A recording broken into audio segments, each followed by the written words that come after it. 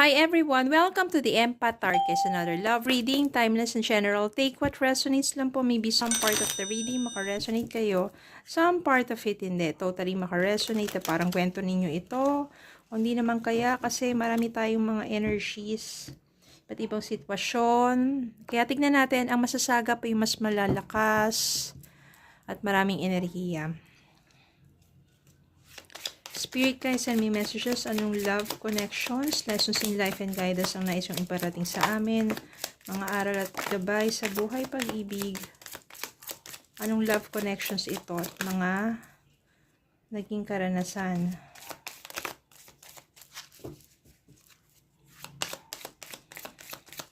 More messages to spirit guide.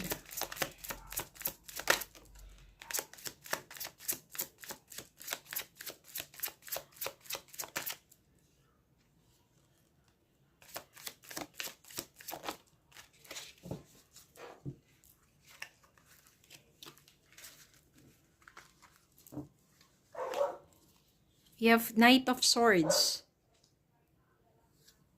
Nine of Cups, the Moon, King of Cups, the Sun, Queen of Swords, Two of Swords, Page of Wands. Meron po ditong the Moon.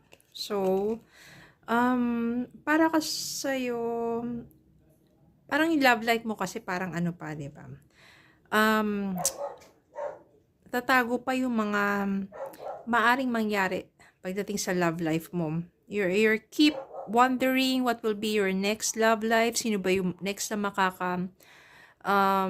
makakasalamuha mo, makikilala mo, at magiging love interest mo or magiging romantic relationship mo.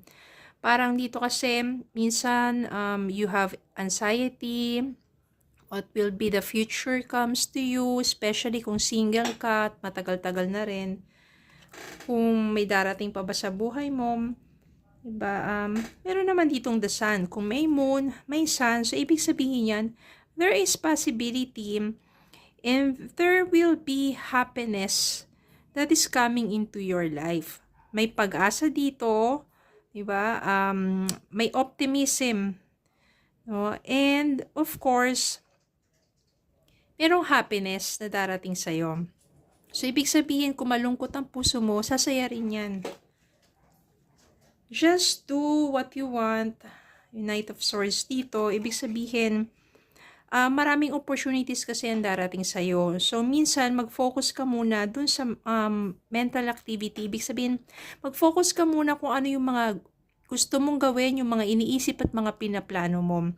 No? Parang, gawin mo muna yung mga bagay na magpapaunlad sa'yo. For example, work, business, or if you want to travel, if you want to do something, do it. Okay? Then, nandito rin yung si Page of Wands, no? Good news ito. Ibig sabihin, parang kailangan pakita mo lang na masaya ka at you are enthusiastic, no, sa mga ginagawa mo. Being cheerful, yung full of energy. Kasi yun yung magdadala sa iyo eh.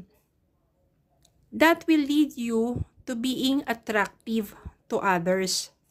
No, kapag makikita nila paragi kang cheerful, tapos friendly, yun yung magdadala sa'yo being attractive. Kasi kung diba, palagi ka nakasimangot, no, sa saan ka magpunta, di ba, sungit or suplado or parang ganun. Medyo hesitant yung iba na lumapit sa'yo.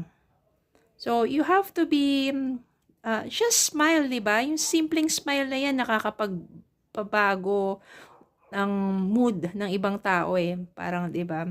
Kung meron makasalubong ka, tapos wala, you just smile to them or someone is talking to you, just, di ba?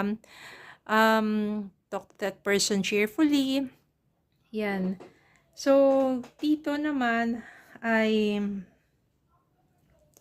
you just need to be honest and true to yourself, di ba? Si Queen of Swords kasi, Independent yan eh. At saka kung ano yung nasa thoughts niya, ina-express niya, sinasabi niya, naging honest siya. Honest sa kanyang mga sinasabi.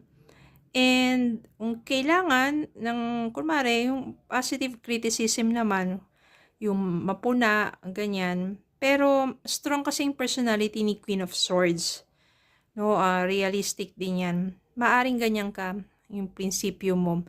Pero hindi dapat mawala sa iyo yung pagiging friendly, pagiging cheerful, and you just have to be, hindi ka dapat masyadong seryoso rin. You just have fun with your life. Kasi dun ka nga mas magiging attractive sa ibang tao. At darating sa buhay mo, eto, si King of Cups. Eto, ano to nakalagay dito emotional intelligence. Kasi, emotionally stable tong taong to. Alam niya kung paano i-handle. Sabihin natin kung ano yung mood ng isang tao. Kapag galit na to, hindi niya parang lalong sasakyan pa o ano. Kung malungkot, alam niya kung paano ka parang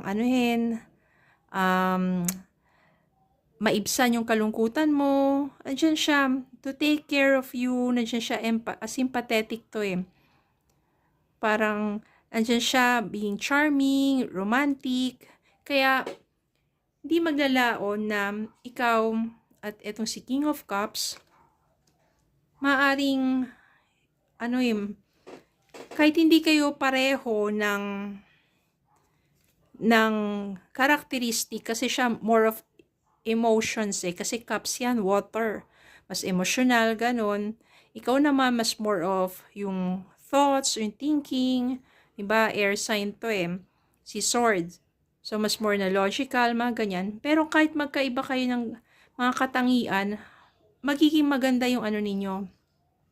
Yung combination ninyong dalawa.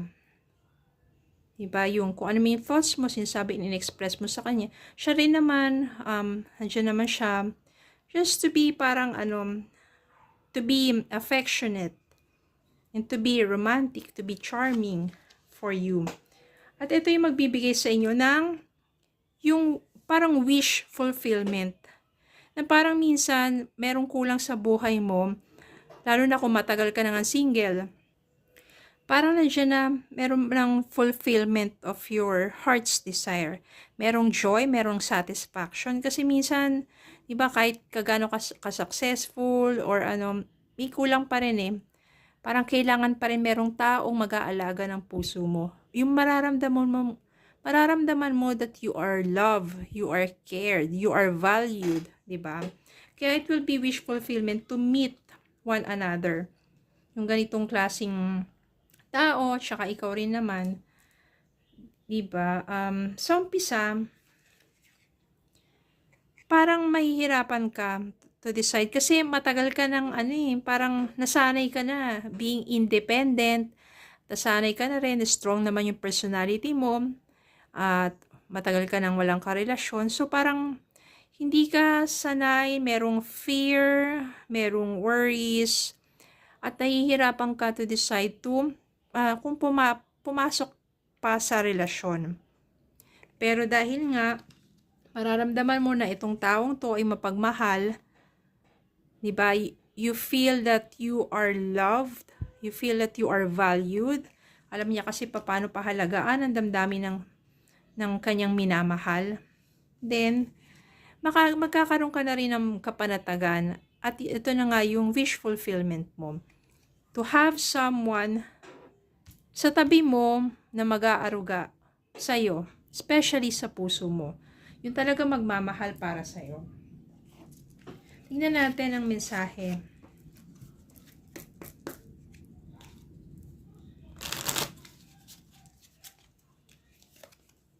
Patience. Some things still need to be dealt with for this connection to manifest. So, you only have to be patient. Minsan kasi, especially kapag matagal ka ng single, nawawalan ka na ng pag-asa. Diba, ang sabi ko nga is, Kailangan lang, you have to be cheerful, you have to be grateful every day. Pagising mo pa lang, pasalamat ka na sa puong may kapal, sa lahat ng mga biyayang natatanggap mo. Kung ano man yung mga hinanakit mo sa buhay, bigay mo na lang kay God. Siya na bahalang mag-turn ng mga pain into joy. Siya na bahala mag-handle. Kasi kapag kinikimkim mo yung mga galit, lalo na sa mga taong nakapanakit sa'yo, you are just wasting your energy sa mga ganong negativity. Mas magandang mamuhay na mas payapa ang isipan at ang damdamin at mamuhay ng matiwasay. Na wala ng mga galit, huwag kang mapagtanim ng galit sa tao. Kahit kagano kasama ang nagawa ng taong yun sa buhay mo. Just learn how to forgive and let go.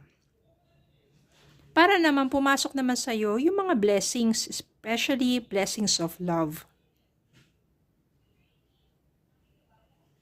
Kaya mo yan. Kaya nyo yan. And always remember that you are worthy of love. You are loved. So every day do affirmations, self-love affirmations. Every day be grateful. Mag-iiba ang energy mo. Mag-iiba ang takbo ng buhay mo. And you will be blessed. Especially yung love, yung kind of love that you desire. Okay, so yun lang po. Maraming salamat po for watching. Please don't forget to like, share, comment, subscribe, follow me on Facebook and YouTube. Have a good day po and God bless.